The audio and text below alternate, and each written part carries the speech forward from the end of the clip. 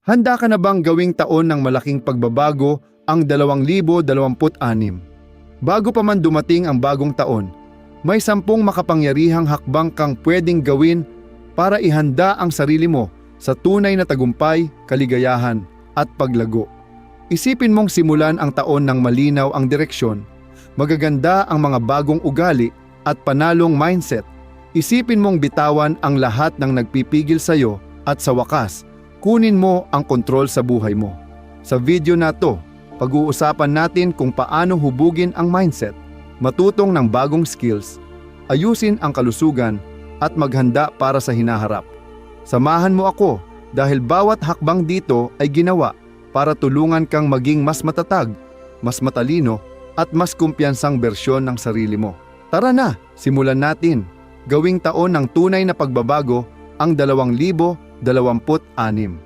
Number 1. Isulat mo kung ano ang gusto mo sa 2026. Isa sa pinakamalaking pagkakamali ng mga tao ay nabubuhay ng walang linaw. Isipin mo yon. Magbibiyahe ka ba ng walang destinasyon? Siyempre hindi. Pero ganyan eksakto ang nangyayari sa buhay mo kapag hindi mo nililinaw kung ano talaga ang gusto mo. Bago mag-2026, maglaan ka ng oras mag-isa at tanungin mo ang sarili mo. Ano ang gusto ko para sa taon na to? Huwag mong madaliin. Bigyan mo ang sarili mo ng space para isipin kung ano ba talaga ang mahalaga sa iyo. At kapag klaro na, isulat mo yon. Iba ang dating kapag nailalagay mo sa papel ang goals mo. Kapag nasa isip lang sila, puro idea lang. Pero kapag naisulat mo, naging totoo na sila. Nakikita mo, nahahawakan mo, at nagsisimula ng maghanap ng paraan ang utak mo para makamit yon. Pero huwag ka lang magsulat ng vague goals na gusto kong maging successful. Walang ibig sabihin, yan kapag hindi mo dinefine kung paano mo nakikita ang success. Maging specific ka. Sabihin mo, gusto kong kumita ng 60,000, 80,000 o 100,000 dolyar ngayong taon. O gusto kong pumayat ng 20 libra bago mag-June. Mas klaro, mas madali mong makita ang progress at mas hindi ka mawawalan ng gana. Tapos, palalimin mo pa. Tanungin mo ang sarili mo kung bakit mahalaga ang mga goals na to sa'yo. Kasi kung walang saysay ang goal, parang walang laman. Gusto mo ba ng mas maraming pera para sa stability? Gusto mo bang gumanda ang kalusugan mo para bumalik ang self-confidence mo? Gusto mo ba ng personal growth kasi sawa ka na sa pagka-stuck? Ang dahilan mo ang magbibigay lakas sa goal mo. Kapag klaro na ang gusto mo at bakit mo gusto, hatiin mo ang goals mo per category: career, health, relationships, personal development. Kasi ang buhay tungkol sa balance. Anong silbi ng financial success kung kapalit naman nun na wala ang saya, kalusugan o relasyon mo? Balance ang nagpapabuo sa'yo. Tapos, mag-set ka ng deadlines. Kasi goals na walang time frame, pangarap lang na palaging mamaya na. Halimbawa, gusto mong makapag-ipon ng 10,000 dolyar, itakda mo magkano dapat mong maipon kada buwan. Kung gusto mong makabasa ng 12 libro, isa kada buwan. Ang deadlines, nagbibigay ng sense of urgency. Balikan mo palagi ang goals mo araw-araw. Ilagay mo sila sa kung saan nakikita mo lagi: pader, phone, salamin. Paulit-ulit kanilang paaalalahanan kung bakit mo ginagawa to. At sabihin mo, yan sa isang taong pinagkakatiwalaan mo. Hindi mo kailangang ipaalam sa buong mundo yung goals mo. Pero kapag may isang tao man lang na alam ang target mo, mas mahirap sumuko. Ang pagsulat ng gusto mo para sa 2026, hindi lang yan basta plano. Isa yang pag-aangkin ng buhay mo. Isipin mong balikan mo to after 1 year at makita mong nagbago lahat dahil lang sa simpleng hakbang na to. Ganyang kalakas ang kapangyarihan ng clarity. Buhay mo to. Taon mo to. Kumuha ka ng ballpen. Tukuyin ang gusto mo at gawing totoo. Number 2. Bitawan mo na ang mga ugaling nagpapabigat sa'yo. Tanong ko lang, ang mga habits mo ba nagbibigay sa'yo ng advantage o lugi ka? Seryosohin mo to kasi habits ang bumubuo ng buhay mo. Sila ang nag-iimpluwensya sa kalusugan, pag-iisip, relasyon, finances at kinabukasan mo. Kung gusto mong gawing breakthrough year ang 2026, kailangan harapin mo ang mga ugali mong nagpapabagal sa'yo. Unang step, awareness. Umupo ka, tanungin mo sarili mo, anong ginagawa ko araw-araw na nagpapastak sa akin? Baka ilang oras ka lang pala nagsiscroll sa phone, baka lagi mong nilalaktawan ang pag-i-ehersisyo, baka kung ano na lang din lagi ang kinakain mo, imbes na alagaan ang katawan. Baka palagi kang nagpapaliban, nagpupuyat, o iniiwasan ang responsibilidad. Maging brutally honest. Di mo ito kailangang ipakita sa iba, pero kung di ka totoo sa sarili mo, walang magbabago. Tandaan mo rito, may dahilan kung bakit nananatili ang bad habits. Kadalasan, binibigyan nila tayo ng comfort, distraction, o pansamantalang ginhawa.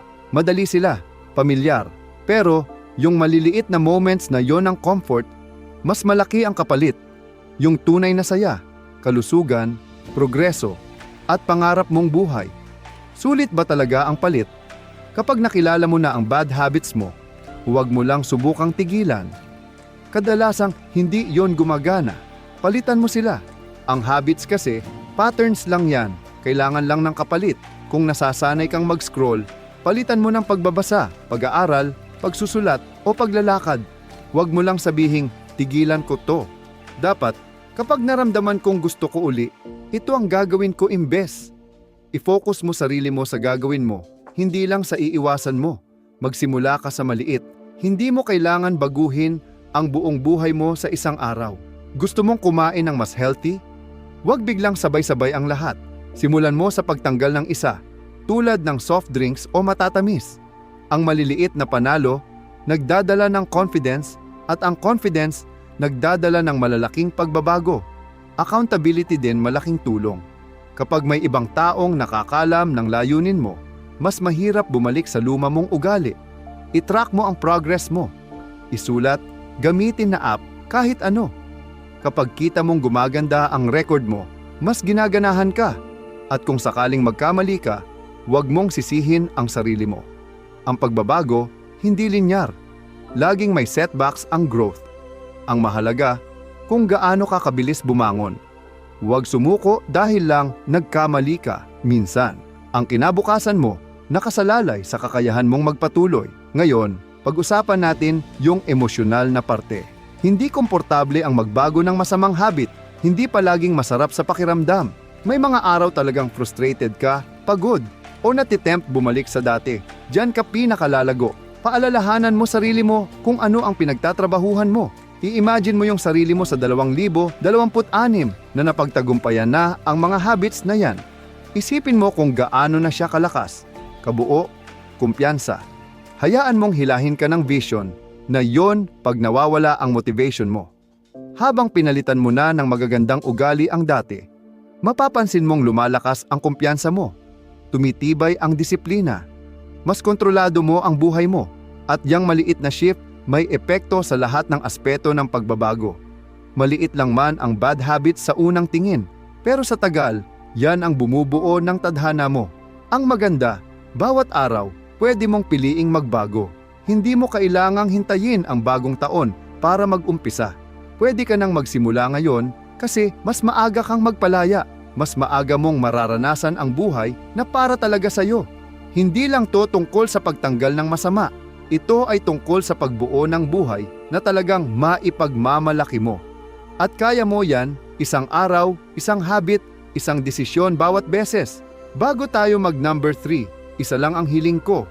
Kung pwede, kahit isang segundo, like mo o i-hype ang video. Malaking tulong yon para sa ibang taong baka kailangan din ng message na to. Salamat. Number 3, simulan mo nang maghanda para sa financial future mo. Ang kinabukasan mo naaayon sa ginagawa mo ngayon, lalo na pagdating sa pera. Ang pag-iipon, hindi lang yan basta may extra kang pera sa bangko. Ito ay tungkol sa stability, freedom, at peace of mind. Kapag hindi mo sinimulan mag-ipon ngayon, ikaw ring future self mo ang mapapahirapan. Totoo lang, walang ibang magsasagip sa'yo pagdating sa pera. Hindi gobyerno, hindi trabaho, hindi swerte. Responsibilidad mo to. Una, linawin mo kung bakit mahalaga ang pag-iipon. Isipin mo ang buhay na gusto mo. Gusto mo bang magkaroon ng sariling bahay, makapag-travel, mag-retire ng maayos balang araw, o magsimula ng negosyo? Ano man ang pangarap mo, kailangan mo ng matibay na pundasyong pinansyal. Kung wala kang ipon, isang bigla ang gastos lang. Pagpapagawa ng kotse, emergency sa ospital, pagpapalit ng trabaho, pwedeng magulo ang lahat. Pero kapag handa ka, ibang-iba ang pakiramdam. Mas kumikilos ka ng may kumpiyansa, hindi takot. Yan ang kapangyarihan ng pag-iipon. Paano ka magsisimula? Hindi mo kailangang baliktarin ang buhay mo. Magsimula ka sa pag-alam kung saan napupunta ang pera mo. Sa loob ng isang buwan, itala mo ang bawat gastos. Upang bahay, pagkain, kape, subscription, mga biglaang bili, lahat. Baka magulat ka kung gaano karami ang nasasayang sa mga bagay na hindi naman mahalaga. Ang pagkakaroon ng awareness ang unang hakbang sa kontrol. Pag alam mo na kung saan talaga napupunta ang pera mo, gumawa ka ng simpleng plano. Magtakda ng porsyento ng kita mo na itatabi bawat buwan, kahit na 10% lang. Ang mahalaga dito, consistency, hindi laki ng halaga. Kung pwede, i-automate mo na diretso agad sa savings nang di mo na mapansin. Pag di mo kita, di mo rin namimiss. Sunod, mag-focus sa pagbuo ng emergency fund. Hindi natin hawak ang mga mangyayari sa buhay. Nasasira ang mga kotse, may nagkakasakit, nagpapalit ng trabaho. Ang emergency fund, protection yan sa peace of mind mo. Targetin mo na may 3 hanggang 6 na buwang budget ng pamumuhay. Matagal yung buuin at ayos lang yon. Bawat piso, papalapit ka ng papalapit. Dito papasok ang disiplina. Ang pag-iipon, hindi lang tungkol sa perang naiipon, kundi pati sa perang hindi mo ginagastos. Bago ka bumili ng kahit ano, tanungin mo muna sarili mo, kailangan ko ba talaga to o gusto ko lang ngayon? Sanayin ang sarili sa pagpigil ng mga gusto. Minsan, ang pagsasakripisyo ng maliit na bagay ngayon, yan ang rason kung bakit makakamtan mo ang pangarap mo bukas. Kapag ready ka na, aralin mo rin ang tungkol sa pag-i-invest. Ang savings nagbibigay ng stability. Ang investing nagbibigay ng growth. Kahit maliit na pera, basta tuloy-tuloy na ini-invest sa index funds o retirement accounts, lumalaki yan sa pagdaan ng panahon. Hayaan mong compound interest ang gumawa ng trabaho. Pag-usapan natin ang emotional na side. Hindi laging masaya ang pag-iipon. Minsan talagang gusto mong i-reward ang sarili mo at mahirap minsan magsabing hindi ngayon. Pero isipin mo kung gaano kasarap sa pakiramdam na alam mong secured ka, na may naipundar ka, na palapit ka ng palapit sa buhay na gusto mo imbes na malayo doon. Protektahan mo rin ang ipon mo. Iwasan ang hindi kailangang utang. Ang credit card at loan pwedeng nakawin ang future mo. Kung may utang ka na, unahin mo itong bayaran. Habang kaunti ang utang, mas marami kang natitira para sa sarili mo. Ipagdiwang mo ang iyong mga milestone. Hindi ibig sabihin nito na hindi ka na mag-i-enjoy. Ang ibig sabihin, marunong kang mag-enjoy ng responsable. Tandaan mo ito, ang pag-iipon ay hindi lang tungkol sa pera. Tungkol rin yan sa kalayaan. Kalayaan na pumili, kalayaan na huminga, kalayaan na mabuhay ayon sa gusto. Kapag nag-iipon ka, sinasabi mo sa sarili mo, ako ang may hawak ng future ko. Huwag ka nang maghintay ng tamang panahon. Ang best time magsimula, ngayon. Ang bawat piso na naitatabi mo ngayon, binubuo ang buhay na mabubuhay mo bukas. Magpapasalamat ang future self mo na nagsimula ka. Pang-4, maglaan ng oras para balikan ang nakaraang taon. Ang pagninilay, pinakamakapangyarihang tool sa growth. Pero karamihan, hindi ginagawa. Ang bilis ng buhay, tuloy-tuloy lang, taon-taon. Walang hintong pagtanaw kung ano na nga ba talaga ang nangyari. Pero paano mo malalaman kung ano ang dapat ituloy, baguhin o tigilan kung di ka babalik tanaw? Bago sumapit ang 2026, bigyan mo ng regalo ang sarili mo, regalo ng pagninilay. Humanap ng tahimik na sandali, ikaw lang at ang iyong mga iniisip, tanungin ang sarili.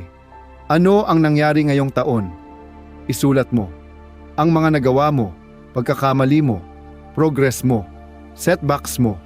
Kapag naisulat mo, mas malinaw mo na nakikita, mas madali nang harapin. Simulan sa mga panalo mo. Ano ang mga na-accomplish mo? May natutunan ka bang bago? Naabot mo ba ang ilang goal? May nalampasan ka bang mahirap o kaya naman ay nagpursigi ka lang kahit mahirap? I-celebrate mo yan. Marami masyadong dumadaan sa achievements nila, hindi man lang pinapansin. Maglaan ng saglit para maging proud. Pinaghirapan mo yan. Ngayon, tingnan ang mga hamon. Saan ka nadapa? Baka may hindi ka natapos. Baka hinayaan mo ang takot na pigilan ka. Baka may mga hadlang na dumating na di mo inaasahan. Huwag mong husgahan o ikahiya ang sarili mo. Sa halip, itanong, ano ang natutunan ko rito? Ang pagkakamali ay hindi bigong-bigo. Mensahe lang ito. Tinuturo kung ano pa ang dapat ayusin. Ang totoong failure lang ay yung hindi natutunan ang leksyon. Magpakatotoo ka sa prosesong ito. Ang pagninilay, nangangahulugan ng pagharap sa hindi komportableng katotohanan. Baka masyado kang natutokso sa distractions. Baka nanatili ka sa isang sitwasyong nakakadurog. Baka hindi mo naibigay ang best mo. Hindi ito tungkol sa guilt, kundi sa growth. Pakinggan mo rin kung paano mo naramdaman ang taon. Nagkaroon ka ba ng fulfillment, stress, gratitude, lungkot, excitement o pagka-drain? Ipinapakita ng feelings mo kung ano ang nakaka-align sa'yo at ano ang hindi. Kung ang trabaho, relationship o ugali ay pawang nagpapasama sa'yo, sign yon na kailangan ng pagbabago. Silipin mo rin ang mga taong nakapaligid sa'yo. Sino ang sumuporta, nagpalakas loob, tumulong mag-grow? Sino naman ang nagdala ng negativity, stress o pag-aalinlangan? Ang environment mo tumutulong mag-champion ng mindset mo. Ang pag-move forward, minsan, nangangahulugan ng pag-let go. Hindi tungkol sa pagbabad sa nakaraan ang reflection. Gamitin mo yon para sa susunod na hakbang. Isipin mo, ano ang gusto mong dalhin papasok ng 2026 at ano ang dapat nang bitawan? Baka habit, mindset, takot o maging ilang tao. Mahirap mag-let go pero kailangan kung gusto mo nang mag-evolve. Isulat ang mga lesson na natutunan mo ngayong taon. Ang lessons na, yan, mga hagdang papaakyat para sa kung sino ka na magiging. Kung natutunan mong mahalaga ang disiplina, mag-commit ka na maging consistent. Kung boundaries ang natutunan mong importante, simulan mo na ito. Gawin mong roadmap ang reflection mo. At tandaan ang pasasalamat. Kahit gaano pa kahirap ang taon, laging may bagay na pwede mong ipagpasalamat. Kalusugan, paglago, lakas, resilience, mga aral na nakuha mo. Ang gratitude, ililipat ang focus mo mula sa kulang, patungo sa mas makahulugan. Panghuli, magdesisyon kang gumawa ng mas mabuti. Ang pagninilay na walang aksyon, wala ring kabuluhan. Gamitin mong jumping point ang napagdaanan mo para gumawa ng malinaw na steps papuntang 2026. Hindi ito tungkol sa pagiging perpekto. Progress lang. Dalhin ang gumana, bitawan ang hindi, at pumasok sa bagong taon na mas malinaw at mas kumpiyansa. Ang paglingon ay hindi pananatili sa nakaraan, kundi pag-aaral mula rito. Sa pagbabalik tanaw, binibigyan mo ng direksyon ang sarili mo. Binibigyan mo ng kapangyarihan, ng paglago. Huwag mong hayaan na maging blur lang ang nakaraang taon. Mag-reflect at harapin ang 2026 na mas matatag, mas matalino at mas nakatutok kaysa dati. Numero 5, mag-focus ka sa personal na pag-unlad. Ang personal na pag-unlad, hindi lang basta-basta nangyayari. Isa itong desisyon na ginagawa mo araw-araw. Kung gusto mong gawing taon ng tunay na pagbabago ang 2026, dapat unahin mo na ngayon pa lang ang iyong pag-unlad. Yung bersyon ng sarili mo na sasalubong sa bagong taon, dapat mas matalino, mas malakas, at mas may kakayahan kaysa sa ikaw ngayon. Ang pag-unlad ang pundasyon ng lahat ng gusto mong makamit, at nagsisimula ito sa pagsasabi mong gusto mong maging mas mabuti. Simulan mo sa pagde-define ng ibig sabihin ng personal na pag-unlad para sa iyo. Hindi ito tungkol sa pagkumpara sa iba o sa pagiging perpekto. Ang pag-unlad, tungkol ito sa pagiging pinakamahusay na bersyon ng sarili mo.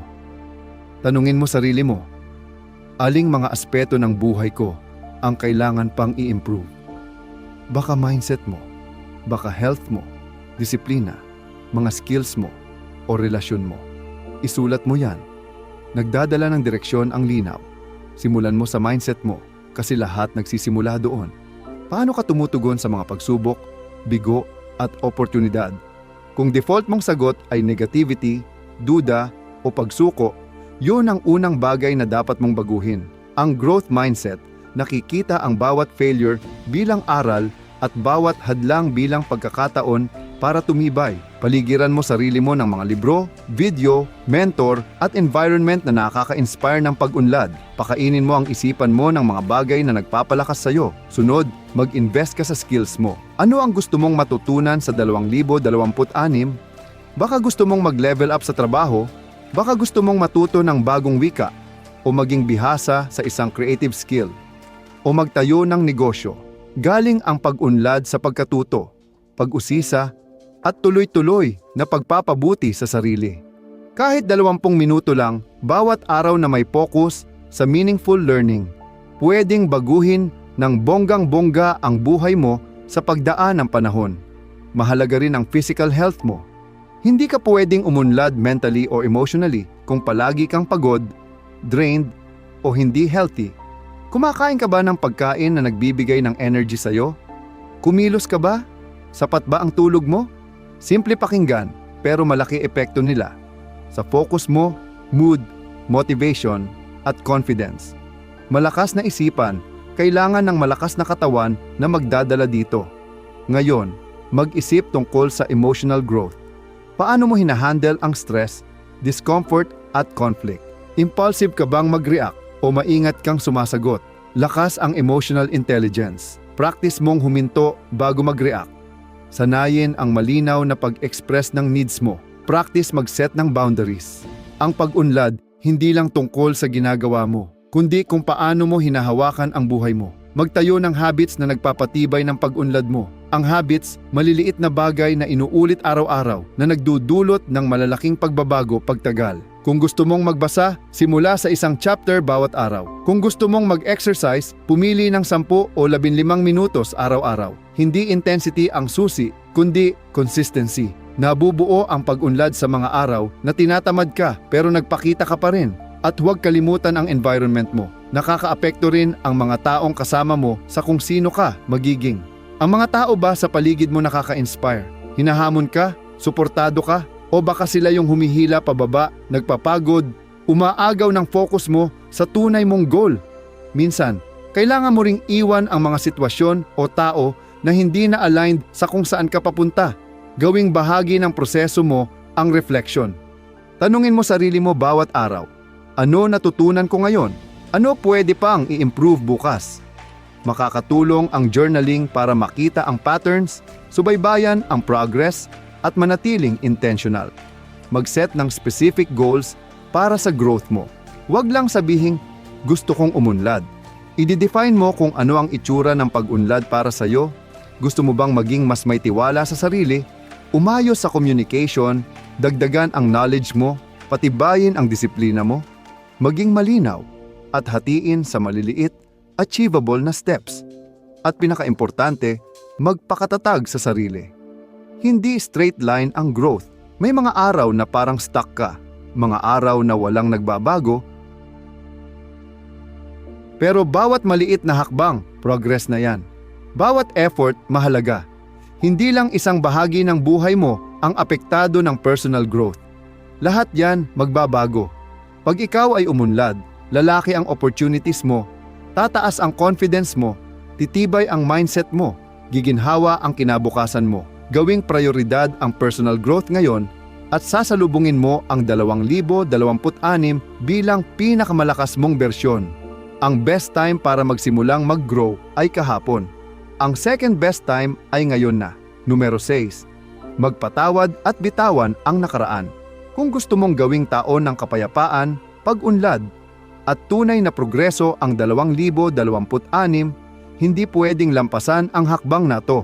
Ang patuloy na paghawak sa sakit, sama ng loob o pagsisisi, magpapastock lang sa iyo. Hindi ka makakaabante kung nakakabit ka pa rin sa nakaraan. Ang letting go, posibleng isa sa pinakamahirap na gagawin mo, pero pinaka-liberating din. Simulan mo sa pagtanggap kung ano ang nakasakit sa iyo. Baka may nag-traitor sa iyo. Baka may nangyari na nagpakasakit, nagpabagsak, o nagpakasama ng loob mo. Baka ikaw mismo may bit-bit na guilt mula sa sarili mong mga maling desisyon. Anuman, yan, huwag mong ibaon. Hindi mo pwedeng bitawan ang hindi mo kayang harapin. isulat mo. Yung mga tao, yung mga sandali, yung mga nararamdaman mo. Ang pagsulat, nakakabawas ng bigat sa puso. Unawain mong mabuti. Ang pagpapatawad, hindi ibig sabihin na okay lang ang nangyari. Hindi mo ito binibigyang katwiran, nakakalimutan, o pinapalampas lang. Ang pagpapatawad, ibig sabihin ayaw mo nang hayaan kontrolin ka ng nakaraan. Para sa iyo yon, hindi para sa kanila. Ang pagkulong sa sama ng loob, parang ikaw na rin ang gumagapos sa sarili mo. Ang pagpapatawad, kumakalag sa mga gapos na yon. Baka sabihin mo, hindi sila karapat-dapat patawarin. Siguro totoo, pero ikaw, deserve mo ng kapayapaan. Tuwing pinananatili mo ang resentment, hinahayaan mo pa ring makaapekto sa buhay mo ang sitwasyon o ang tao na yon. Pag nagpatawad ka, binabawi mo ang kapangyarihan mo. Pinipili mong maghilom sa halip na manatili sa sakit, umunlad imbis na mapako sa pain, at mamuhay ng may kapayapaan imbis na galit. Proseso ang pagpapatawad, hindi switch. Hindi mo kayang isuko agad lahat. Ayos lang yan. May mga sugat na kailangan ng panahon. Ang mahalaga, araw-araw pipiliin mong dahan-dahang bitawan ito. Huwag hayaang lapatan ng nakaraan ang kinabukasan mo. Ngayon, pag-usapan natin ang pinakamahirap, ang pagpapatawad sa sarili. Madalas, sobrang istrikto tayo sa sarili natin. Siguro nagkamali ka, siguro nabigo, siguro may nasaktan, siguro hindi ka naging ganong kaayos tulad ng inaasahan mo. Pero tandaan mo to, hindi ikaw ang iyong nakaraan. Nakalipas na iyon, hindi mo na mababago.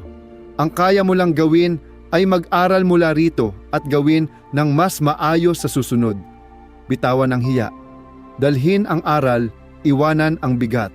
Minsan, hindi tao ang kailangang bitawan kundi mga expectations. Baka hindi nangyari ang plano mo sa buhay. Baka iba ang kinahinatnan ng kwento mo. Hindi ibig sabihin, failure na agad. Nagbabago ang buhay. Uunlad ka, mag-a-adjust ka, at yan ang tunay na lakas.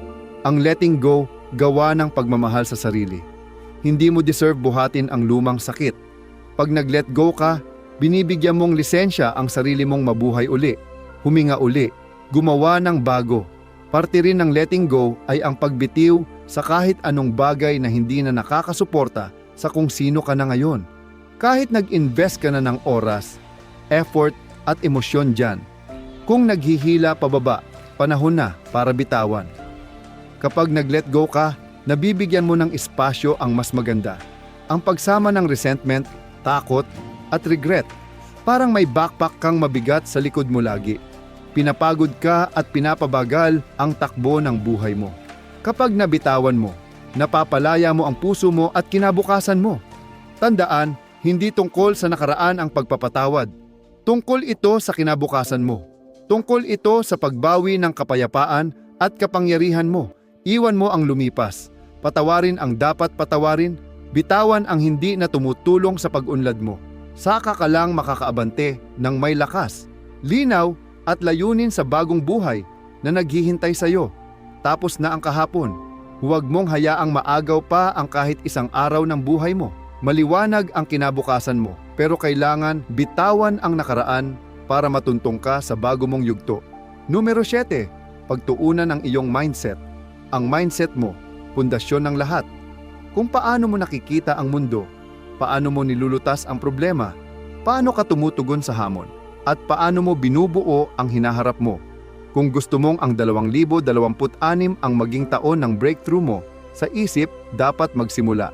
Ang mindset, parang salamin na ginagamit mo para makita ang buhay. Kapag iyan ay puno ng negativity, takot o kalabuan, lahat ng aspeto ng buhay mo apektado. Pero pag nag-shift ka sa mindset ng paglago, resilience, paniniwala at posibilidad, magbabago ang buong realidad mo. Una mong dapat maintindihan, mindset ay choice. Hindi lang basta-basta dumarating sa'yo. Ikaw ang bumubuo nito. Ikaw ang nagdedesisyon kung ang challenge ay pader o pagkakataon para lumago. Ikaw ang pumipili kung papayagan mong i-define ka ng setbacks o patatagin ka nito. Perspective mo ang kapangyarihan mo. Simulan sa self-awareness.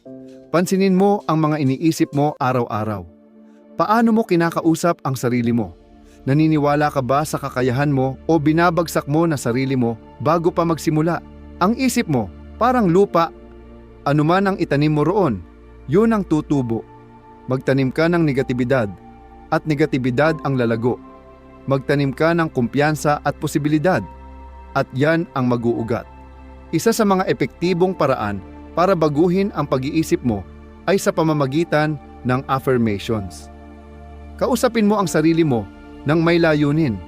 Sabihin mo sa sarili mo, kaya ko, karapat-dapat akong magtagumpay, araw-araw akong gumagaling, kaya kong lampasan ang mga hamon. Binabago ng mga salitang ito ang paniniwala mo. Pinapalitan nila ang lumang naglilimita sa iyo ng mga kwento ng lakas. Sa pagdaan ng panahon, ang mga iniisip na ito, hindi na sila pilit, nagiging totoo na sila. Isa pa sa susi sa matatag na mindset ay ang pagyakap sa hindi komportable. Maraming tao ang iniiwasan ng hirap, iniiwasan ang matinding pagsisikap, iniiwasan ang kawalang katiyakan. Pero ang totoo, ang paglago ay matatagpuan sa hindi komportable. Tuwing hinahamon mo ang sarili mo, inilalampas mo ang limitasyon mo. Kapag lumalabas ka sa comfort zone mo, kahit konti lang lumalakas ka. At tandaan mo, ang kabiguan ay hindi pagkatalo. Isa siyang guro. Sa bawat pagkadapa, may natutunan ka. Sa bawat natutunan, mas tumatapang ka kaysa dati. Mag-practice ka rin ng pasasalamat. Binabago ng gratitude ang atensyon mo mula sa kung ano ang kulang, patungo sa kung ano ang meron. Kapag naging ugali mong napapansin ang tama, kalusugan, tirahan, aral, mga taong sumusuporta, umaangat ang pananaw mo.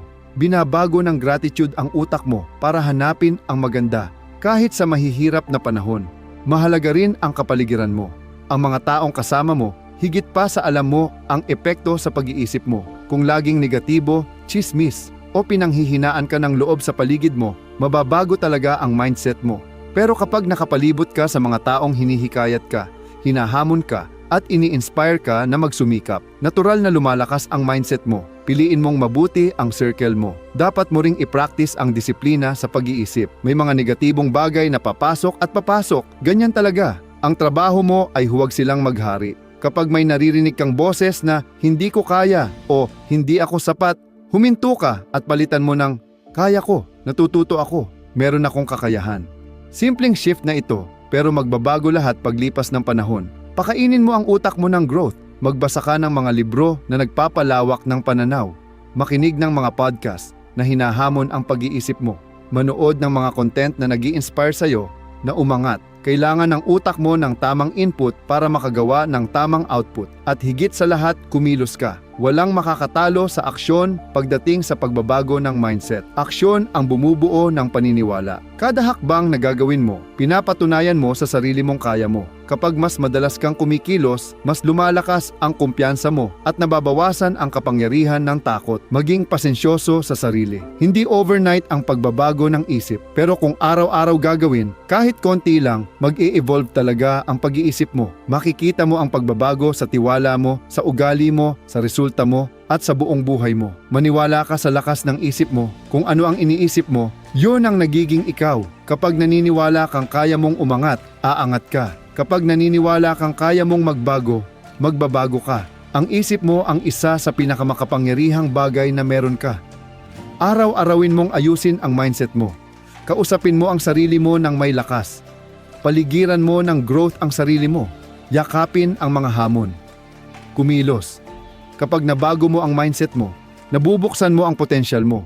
At kapag nabuksan mo ang potensyal mo, ang 2026 ang taon ng pagbabago. Palitan mo ang iniisip mo at mababago mo ang buhay mo. Number 8, invest sa kalusugan mo. Ang kalusugan mo ang pinakayaman mo. Kapag wala ito, ang goals mo, dreams mo, passion mo, walang tunay na halaga. Ang pag-invest sa kalusugan mo, hindi lang ito tungkol sa haba ng buhay. Ang tunay na layunin ay mabuhay ng mas maganda, magkaroon ng sapat na lakas, malinaw na isipan, at tibay para abutin ang buhay na gusto mo. Sa paglapit ng 2026, hindi pwedeng isantabi ang kalusugan mo. Kailangan itong gawing prioridad at hindi pwedeng pinagpapaliban. Umpisahan mong alamin ang tunay na pangangailangan ng katawan mo. Lahat nagsisimula sa kung paano mo pinapakain ang sarili mo. Ang pagkain mo nagpapalakas o nagpapahina sa iyo. Kada kain ay pagpili. Inaalagaan mo ba ang katawan mo o pahirap lang? Iwasan ang processed food, sobrang asukal, at walang laman na calories. Piliin ang mga pagkaing nagpapalakas, gulay, malinis na protina, whole grains, prutas, at healthy fats. Di lang ito health foods, ito ang pundasyon ng lakas mo, focus mo, at haba ng buhay mo. Importante rin ang portion control. Ang pagkain ng healthy, hindi yan nangangahulugang pwede ng sobra-sobra. Pakinggan mo ang katawan mo. Dahan-dahan kumain. Pansinin ang gutom at pagkabusog. Ang pagkain ay fuel, hindi emotional comfort o pampalipas oras o distraction. Kasing importante ng pagkain ang hydration. Umaasa sa tubig ang katawan at utak mo para gumana. Ang kakulangan sa tubig nakakaapekto sa energy, mood, focus, lahat. Umpisahan ang araw sa pag-inom ng tubig. Magdala palagi ng bote. Gawing automatic ang hydration. Hindi pwedeng hindi gumagalaw. Dinisenyo ang katawan mo para gumalaw.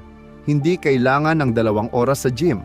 Humanap lang ng kaya mo at enjoy mo tapos gawin araw-araw. Maglakad, mag-stretch, magbuhat, sumayaw, lumangoy, mag-yoga.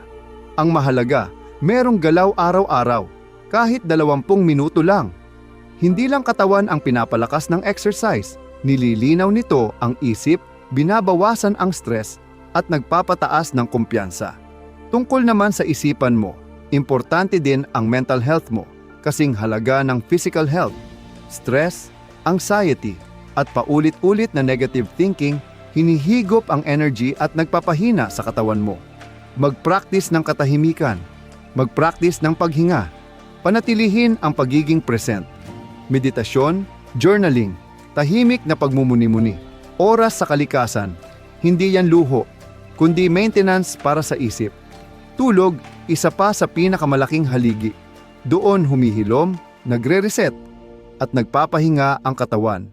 Kung pinapabayaan mo ang tulog mo, sinasabotahin mo ang energy, mood, at mga desisyon mo. Bigyan ng halaga ang pahinga. Gumawa ng sleep routine.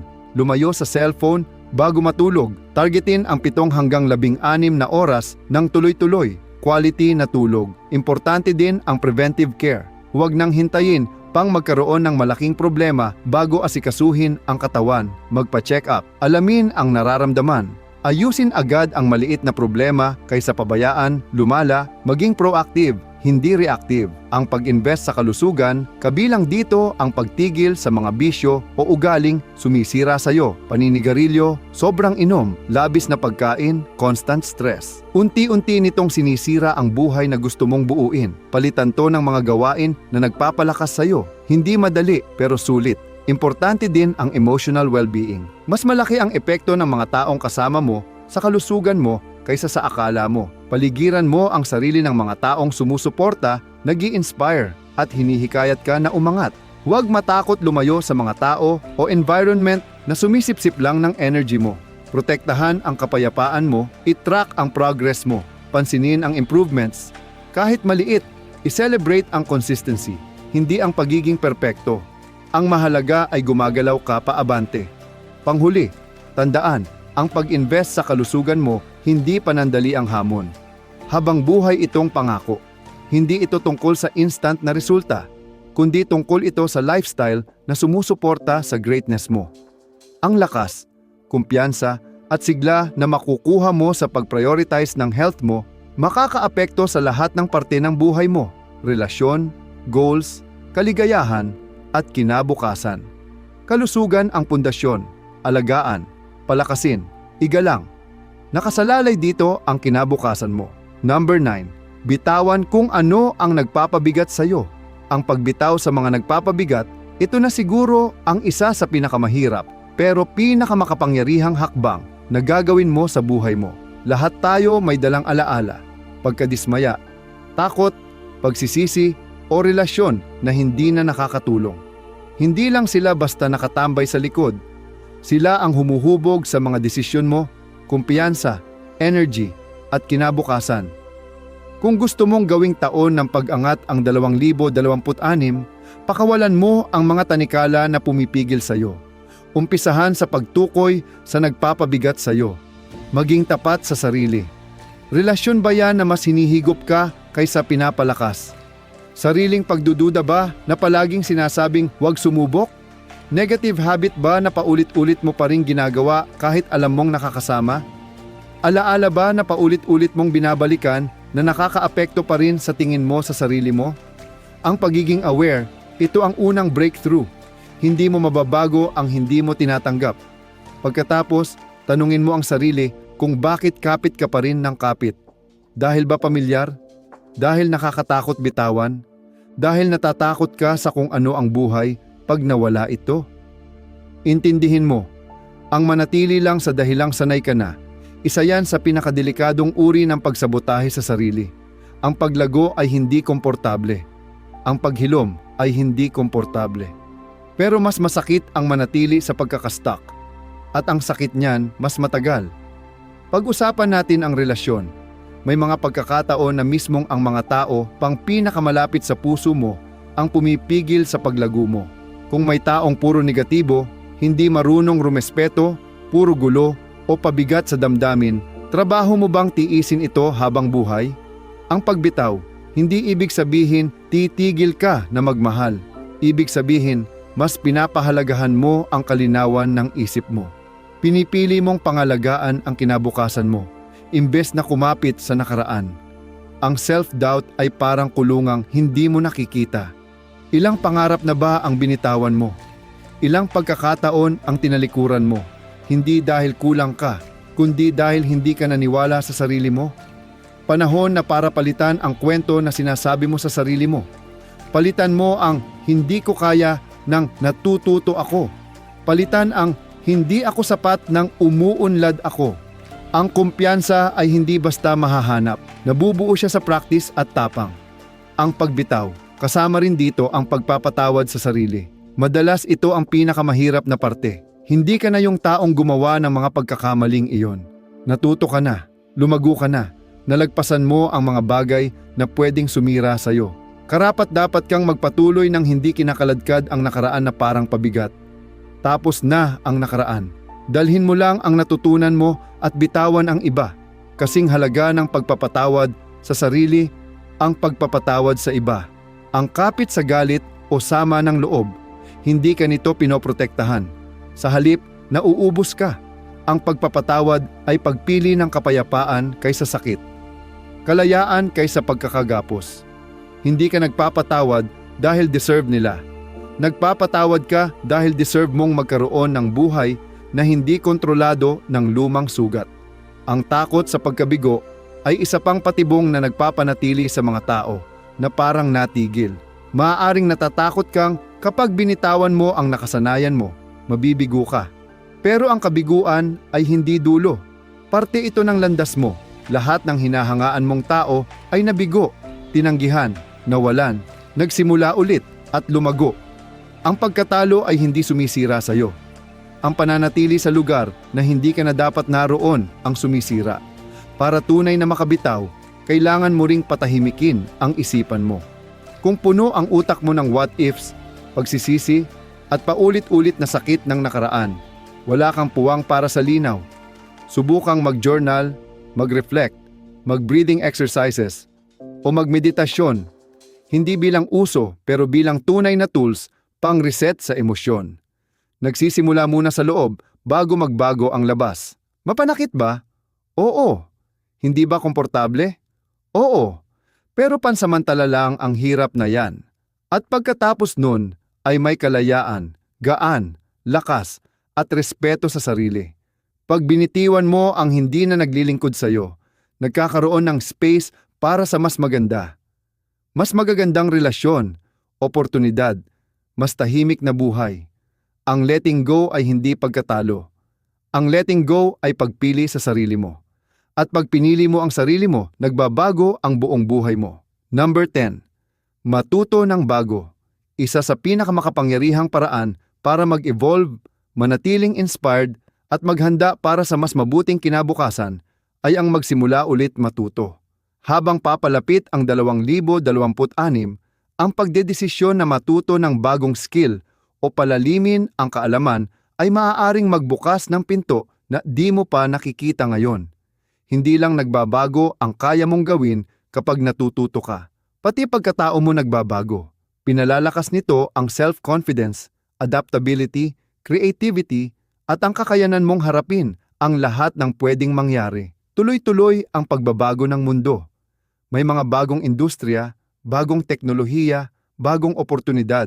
Kung hindi ka natututo, parang napag-iiwanan ka na rin. At kapag umuusad ang mundo, ang pananatili sa dati ay parang pag-atras na rin. Ang pagkatuto ang nagpapanatalas sa iyo. Ito ang dahilan kung bakit ka nagiging relevant